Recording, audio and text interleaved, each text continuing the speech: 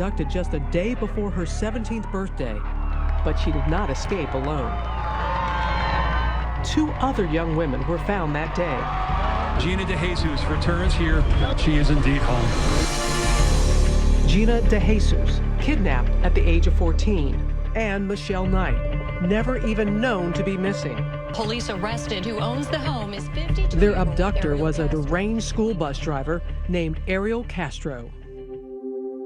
But through the years of their captivity, they held on to one conviction: that their families would never give up on them. 10 years later, that faith brought them home. The story in their book begins this way. Now we want the world to know.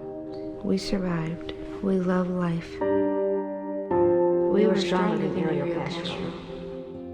Good evening, I'm David Muir, and welcome to 2020 Saturday. And I'm Elizabeth Vargas. We're about to take you on an amazing journey of resilience and faith.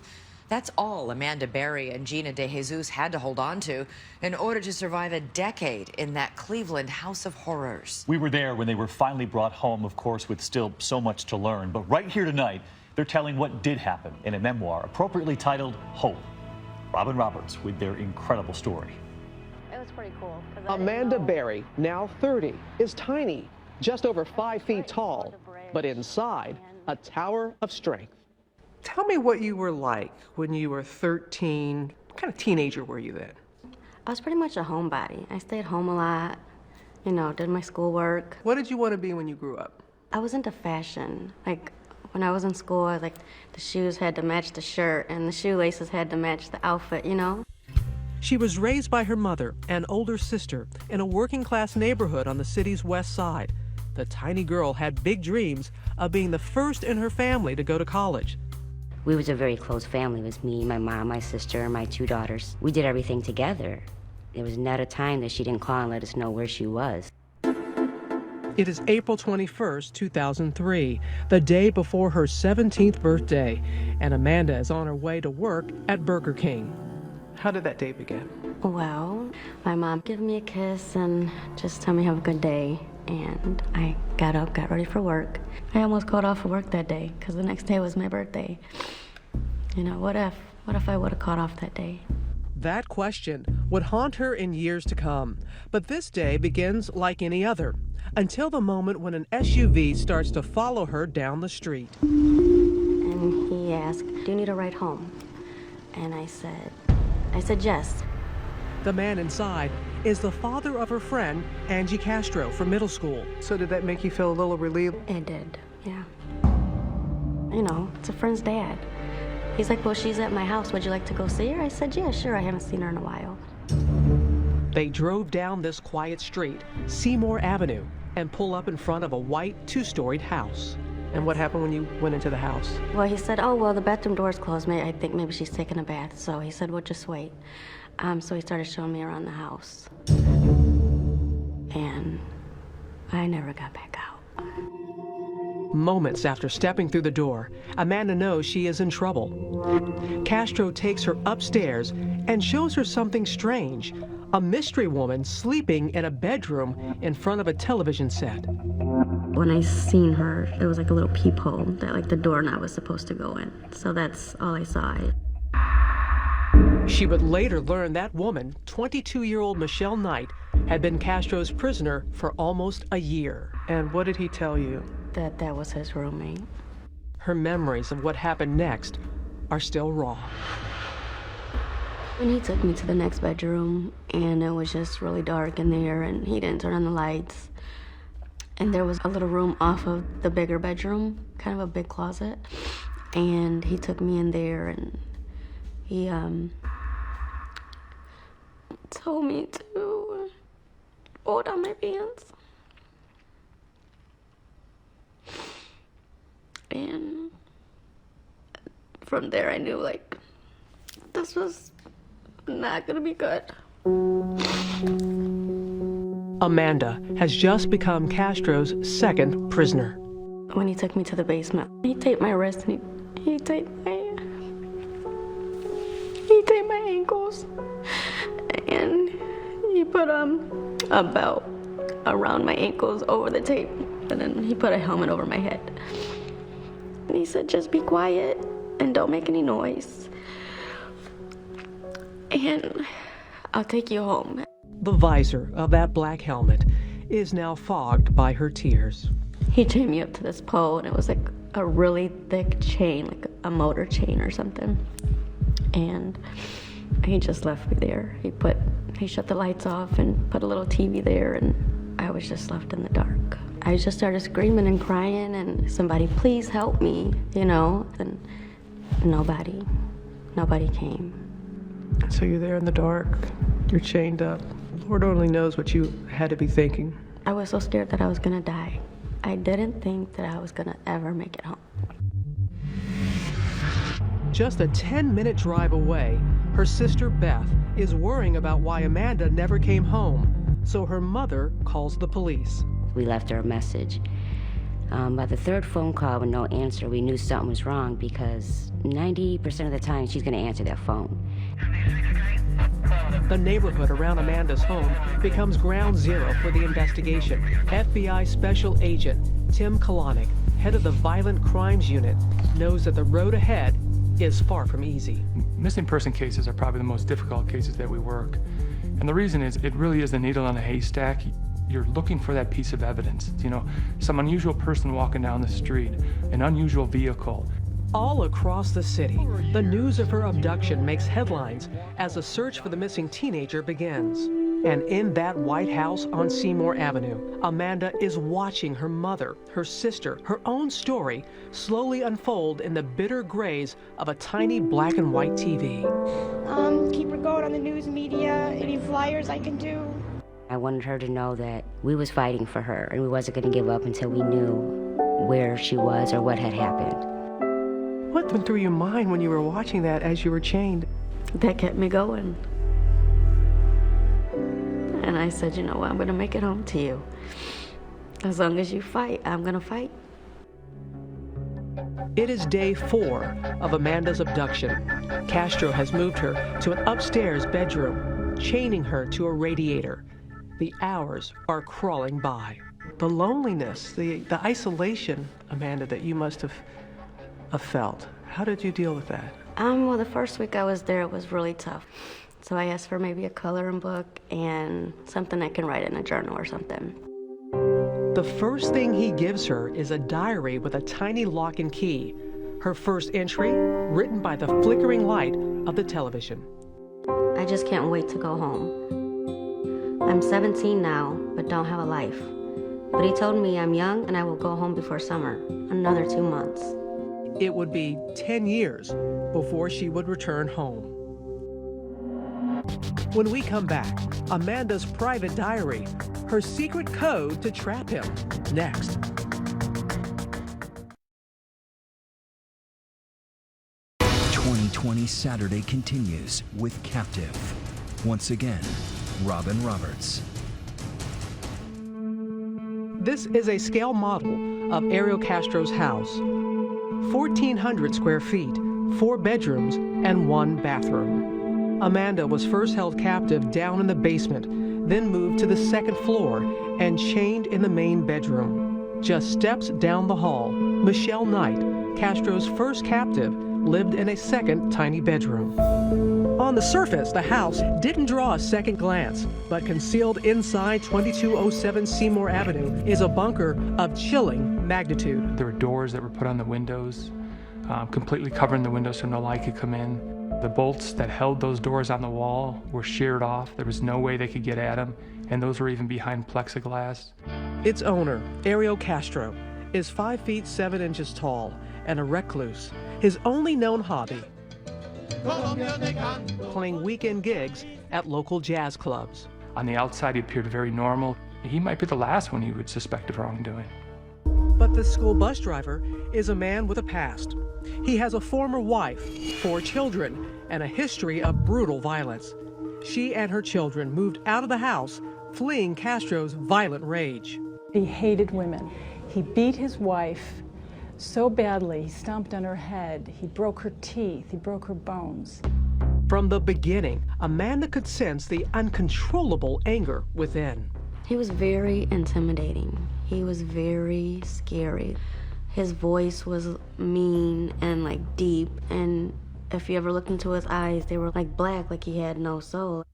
It is April 27th, 2003. 6 days into captivity, and Amanda is still chained to that radiator in the second-floor bedroom. My chain is actually a few different chains linked by padlocks. It stretches 5 feet from the radiator to my stomach. 5 feet has become the size of my whole world. Can you describe what it was like to live chained like that? It was really hard going to sleep at night. You know, if you wanted to toss onto your back, you couldn't do that. You would have to take the whole chain and move it to the front of your stomach so that you're not laying on the big lock on your back. Her tiny room, about the size of a closet, is dark and filthy. The mattress was old and nasty.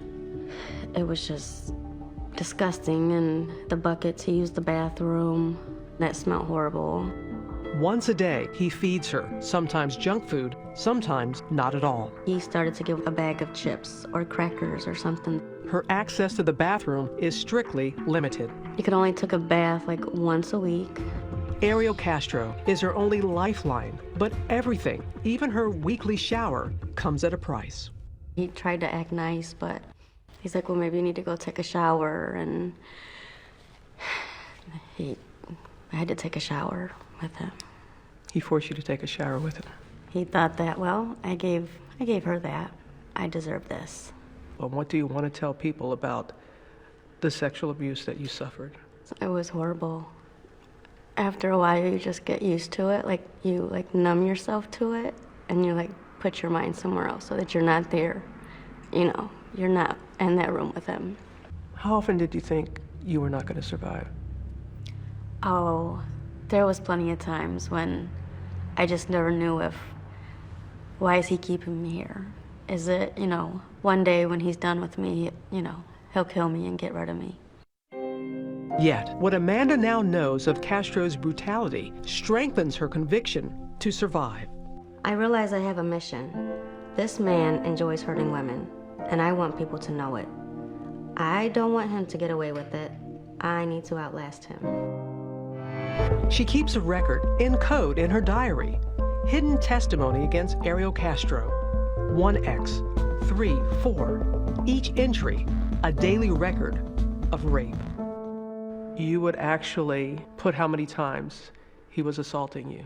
I would always write these numbers at the top of the pages because I felt like, one day maybe authorities will get to read it and he'll be punished for what he did. She's disturbed that Castro calls her his temporary wife. He would try to hold hands with me. It would just make me sick because he would fall asleep, and so I would take my hand away from his hand, and I would scoot to the very edge of the bed, but I couldn't go too far because of the chain. Amanda has been missing for a week when her family receives a late-night call. It is Castro taunting them using Amanda's cell phone. He called and said, I have Mandy, which nobody called her Mandy, but who knew her. She wants to be with me, we're married. Well, we kind of just sat there we know she's not married. We knew definitely that it was foul play. Making that call on Amanda's phone was a near miss in the case, leading authorities to within 2 blocks of his house. In 2003, the FBI was just starting to develop technology that could track a cell phone's location. The intelligence and the information we have indicated that Amanda's phone was used in about a 30-40 block area. We spent about a week around the clock in that area, hoping that this phone would be used again. But Castro didn't use that phone again, and their one solid lead vanished into thin air. There were very good tips, very good leads that we had to follow up on, and we did follow up on. But unfortunately, the tip that we need just didn't come in. The weeks are slowly stretching into months when Castro makes Amanda a strange promise. He would always tell me when he got another girl in the house that, I'm just looking for another girl, and then I'll take you home. But Amanda knows he's lying to her. She's seen Michelle Knight locked in another room. Though they've never spoken, she knows Michelle is a prisoner too. It was scary because I didn't know if one day we were going to be murdered, when he felt like he was done or he wanted more girls in the house. What was he going to do to us? As the months pass by, Amanda's mother is fighting to hold on to hope. her daughter's room unchanged since her disappearance. Amanda's Christmas presents still unopened. 4 miles away, in the freezing cold of her room, Amanda fills the empty hours by writing in a diary, hundreds of pages in notebooks, on napkins, and even on fast food bags. So you get a bag like this, you bring back something home, what would you do with it? We would just go all the way around. There we go. Voila. There's your paper. How many days could you get into this? Oh, that could last a good week if you needed it to. Amanda has been a prisoner for almost a year when Castro goes on the prowl again, hunting, just 5 blocks away from the street where he kidnapped Amanda. On this day, the young girl who catches his eye is 14. Her name, Gina DeJesus, and she's one of his daughter's closest friends. He pulls over to me, and then I got in the car, and then he would say he's gonna turn around, and he never turned around. Gina DeJesus is about to become Castro's 3rd victim. Stay with us. 2020 Saturday continues with Captive. Once again, Robin Roberts. Her spirit is in her smile. Gina DeJesus, age 14, the baby of the family. She loves to dance. I like you. Now 26, she still has the sweetness of the 14-year-old girl she once was. What are words that describe what kind of 14-year-old you were? Outgoing. I like to go outside and hang out with my friends, go skating. What dreams did you have for yourself? I wanted to become a lawyer. Why? I don't know, I think it was fun to win cases. Gina grew up on the rough side of a hard town, the youngest child of 3. She was a slow learner in special education classes, and from an early age, her mother, Nancy Ruiz, always taught her to be wary of strangers. But young Gina was no match for Ariel Castro. Tell us about that day you were with his daughter. Yes, Ariel Castro. Did you have any idea what kind of man he was? No. I just knew that that was her father and my dad was friends with him. Gina is heading home from school with her friend Arlene and gives her some of her bus money to phone home. We were talking about what we wanted to do because it was Friday. And then I was like, you could come over. And then she asked her mom, and her mom says no. She went the other way, and then I went the other way. Now short on bus fare, Gina starts the long walk home when suddenly that maroon SUV pulls up at the curb. It's Arlene's father. He asks me if you've seen my daughter. I said, yeah, she's right around the corner. And he was like, can you help me find her? And I said, sure. When they arrive at the house, he invites her in. I was sitting there, and he's like, starts to touch me and stuff. And then I'm like, what are you doing? You can go to jail. And then he just switches up like, well, okay, you're gonna go home now. He said, but you can't go through the same door you came in. He leads Gina down into his basement, then grabs her and begins to chain her. He didn't make it tight enough, so I threw it over and then I tried to run, but he sat on my back. And then I just start kicking him. I kicked him and I bruised him really bad. As Castro overpowers the tiny girl, she starts screaming for help. Nobody could hear me. The radio was too loud. He always had that radio up so the neighbors can hear. He had 2 radios up. He had one in the basement and one in the living room. Help was only 2 miles away, yet Gina's parents only knew where to start. I went searching everywhere. Dumpsters, schools, empty buildings. The police feverishly search for clues, now suspecting that there is a serial criminal on the loose. By air, on ground, every inch of Cleveland's west side under the microscope. For the first few weeks, Gina is traumatized by Castro's disturbing behavior. He would take my hair and put it in his mouth. I don't know why he did it, but it was gross. When was the first time that he took advantage of you? May 7th. She still remembers the exact date, but it's still too painful to say more. What are you comfortable in sharing and telling us about that? I'm not comfortable. During her first few days in captivity, Gina watches stories about her own kidnapping and begins to suspect that she is not Castro's first victim. I kept watching the news after a while. Hope that Amanda Berry will soon come home. I was like, did you take Amanda? And he was like, no, why would you think that? I was like, because you took me. 1 month later, he admits the truth, allowing the girls to meet for the first time while watching their families on America's Most Wanted. I called in friends after friends. They said they didn't have to see her. So what was your initial feeling that, oh my goodness, there's 2 others, that I'm not the only one in here? He's got 3 of us. There's something wrong with this man. With 3 women now imprisoned in the house, each in separate rooms, Castro seemed to be creating a strange polygamous version of his ideal family. What was the relationship like with you and him? I couldn't stand him, but I couldn't show it all the time. I had to act like I liked him, and we were friends. He deluded himself into thinking that he was leading a normal life with these women. He was providing for them. They had a little family, which is crazy, but that's the way he thought. At first, Gina is Castro's new favorite. He seems to treat me better than the other girls. I wonder if he's kinder to me because I'm the new girl. And I wonder what happens when I'm not new anymore. As the new girl, Gina learns about Castro's rigid house rules, granting them freedom from their chains only to clean the house. We had to use a tiny drop of dish soap to wash a full sink of dishes. We had to put the pan in the center on the stove. It couldn't be a little to the left, a little to the right.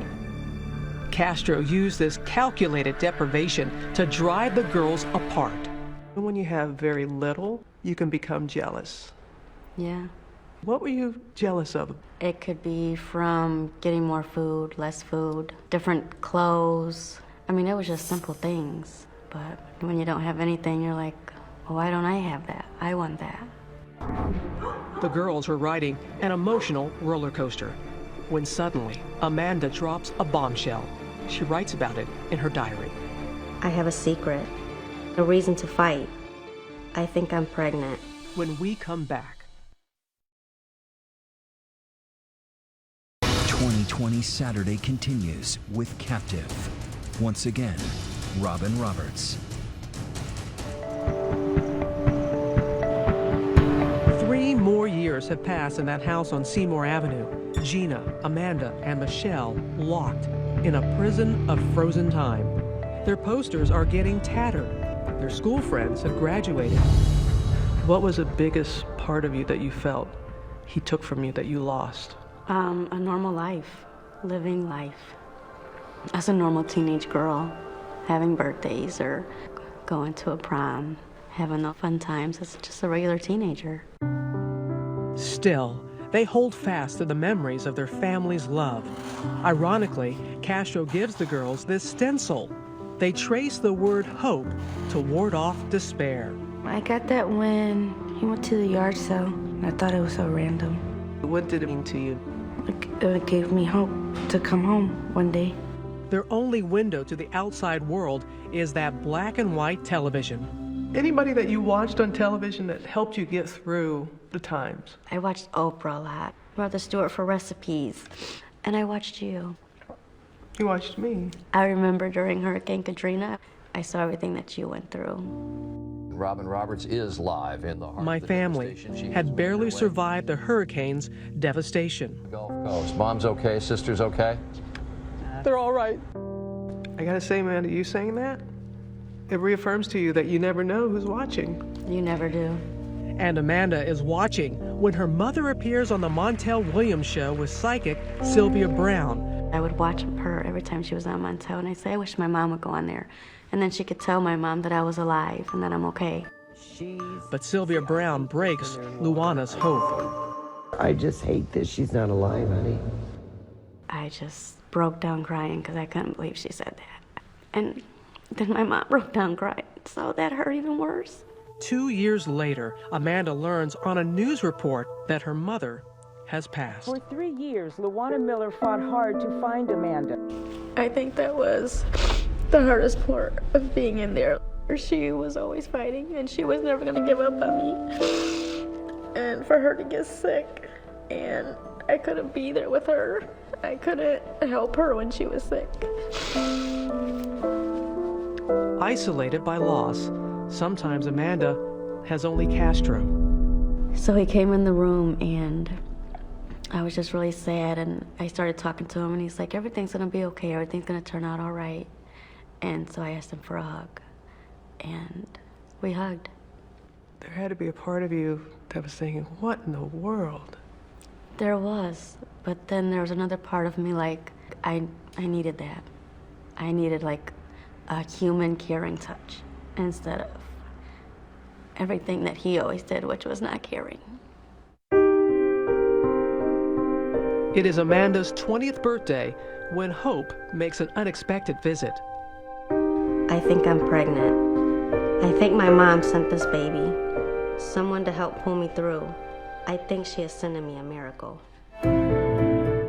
It is early in the morning on Christmas Day, 2006, and Amanda Berry is in labor. He went and got Michelle, and he got this baby pool because he didn't want, you know, a mess on the bed, so. She strips off her clothes and gets into that inflatable wading pool. Michelle was kind of just talking to me like, you know, relax, calm down, you're okay. And he sat in the rocking chair right there just reading this book about like birth and stuff. Just hours later, baby Jocelyn emerges into her surreal world. What was it like for you, Amanda, when you looked in her eyes for the first time?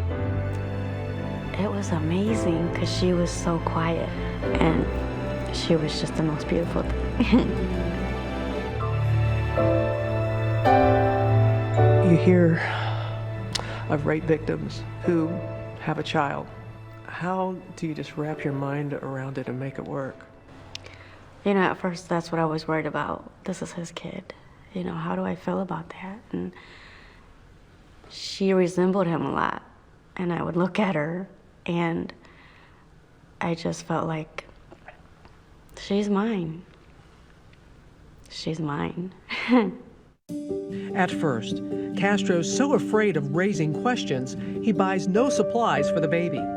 Her first outfit was one of his socks, and he cut out like 2 holes for her legs, and then he cut out another sock, and then he cut 2 arms out, and that was like a little dress for her. From day one of Jocelyn's life, Amanda fights for normal in the most abnormal of places. She covers the doors over her windows with a bright shower curtain. She pastes the alphabet up on a wall. But as Jocelyn grows older, it gets harder to hide the truth. Does she see the chains on you? Yeah. So he started to call them like bracelets. And she was about 3 years old. And he finally took the chains off. That was because of Jocelyn. What was her relationship like with her father? Normal. She loved him and he loved her. Though Jocelyn is almost 3 before he consents to her first walk outside in the sun. She had never been to parks before and seen little kids like herself. One of the best times when you looked out and you saw the sunlight on her face for the first time. It was the most beautiful thing. I just felt like that's where she should always be. It's the beginning of a new chapter in Jocelyn's life, going outside, attending Sunday services. Her room is now filled with toys. Castro's love for Jocelyn is turning him into a different man. He really didn't know what to do because this adorable little girl saying, I want to go outside and see the ice cream man. I want to go and see the snow. And the more she led him outside, kind of the more likely it was that his jail was going to one day burst apart.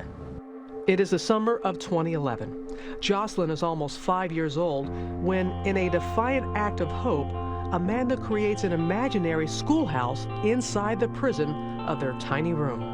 We would pretend, leave our house, all of this in the same room, of course. So you've been doing all this in the same room? Yeah.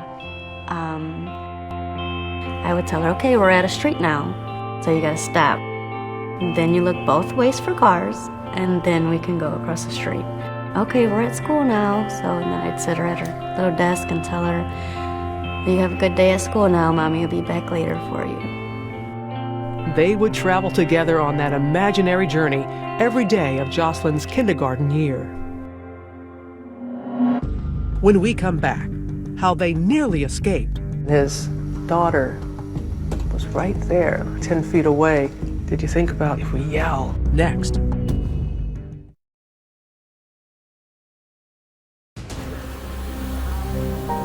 Though the house was a fortress and the girls, for years, locked and chained, the question that many may ask is, why didn't they run?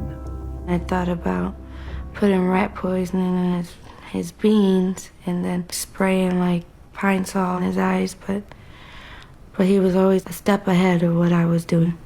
Both girls admit there were opportunities that slipped away. Once, when Gina's friend Ariel Castro stopped by, he moved and chained all three girls in the basement. The three of you were in the basement, and his daughter was right there.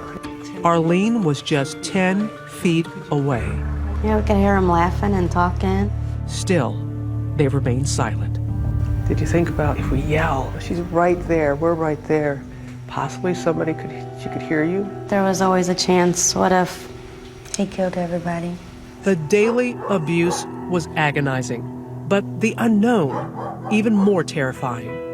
Every day was unpredictable. That was one of the hardest parts, because you never knew how he was going to act. What do you say to those people to make them understand? You never know until you're in that situation, what you're going to do, how you're going to react. They dreamt of escaping. They dreamt of setting the house on fire. But if I get caught, I just can't bear any more pain. And they were frozen in fear. But on May 6, 2013, courage came from the most unexpected of places. On that day, it is little Jocelyn who sparks the great escape. It's like, Mom, Daddy's car is gone. My heart immediately started pounding because I'm like, should I chance it? If I'm going to do it, I need to do it now. Amazingly, she finds her bedroom door unlocked. This is the one time that your room was not locked. Never before in 10 years has that happened. She races downstairs. The front door is open, but beyond it, a second door padlocked shut.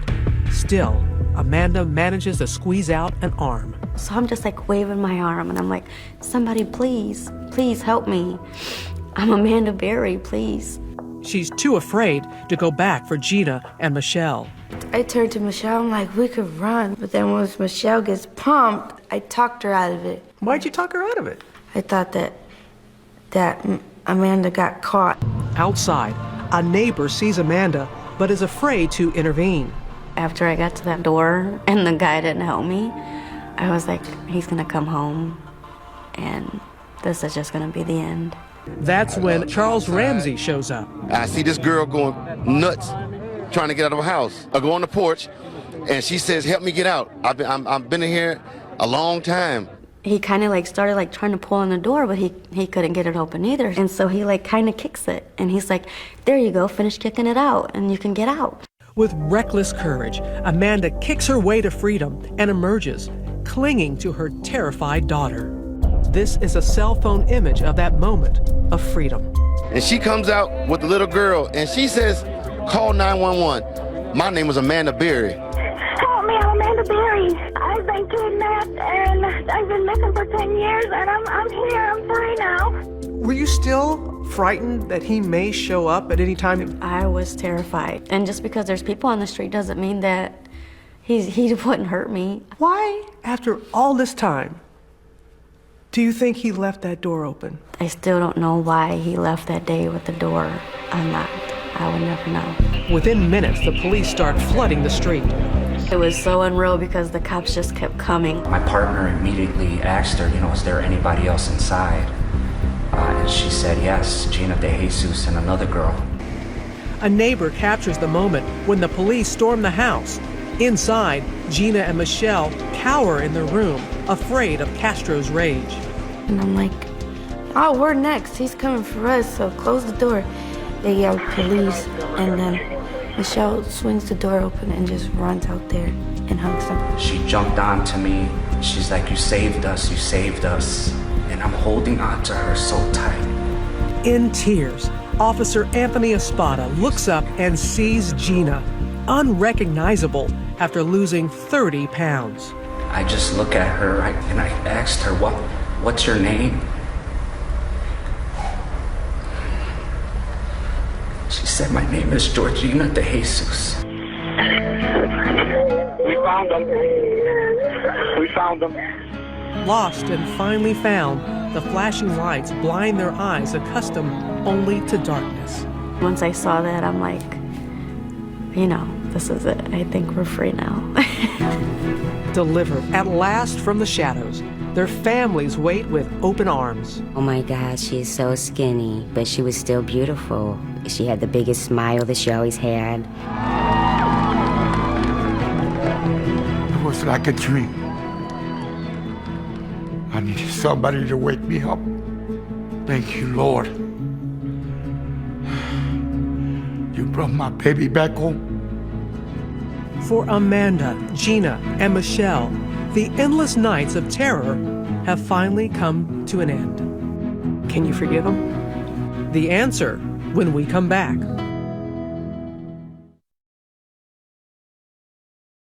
.2020 Saturday continues with Captive. Once again, Robin Roberts. August 1st, 2013. Ariel Castro pleads guilty to 937 counts of kidnapping and rape. His sentence, life plus 1,000 years. But can Gina and Amanda forgive the man who stole their lives away? I think you have to forgive in order to move on with your life. Can you forgive him? You know, I thought about that a lot. And in this situation, I feel like, no, I could never forgive him. I mean, he took my mom from me. I'll never get to see her again. Just weeks into his sentence, Castro hanged himself. I wish he would have not killed himself because I wanted him to suffer like we did. I think he took the easy way out. The house on Seymour Avenue has been demolished, torn down by the state to prevent it from becoming a morbid curiosity. It took less than 1 hour to erase a 10-year-old nightmare. You cried. I think it was like tears of happiness. Everything bad that happened in that house, now it's gone. One hopeful item from those dark years, a thank you note, now seems prophetic. So like one day I was gonna get home and they were gonna read this. Thank you for not giving up on me. And it's because of your help that you're reading this, because that means I'm home. I think this is in part what brought you home. To Amanda Berry, Gina DeJesus, and Michelle Knight, 3 extraordinary women. And what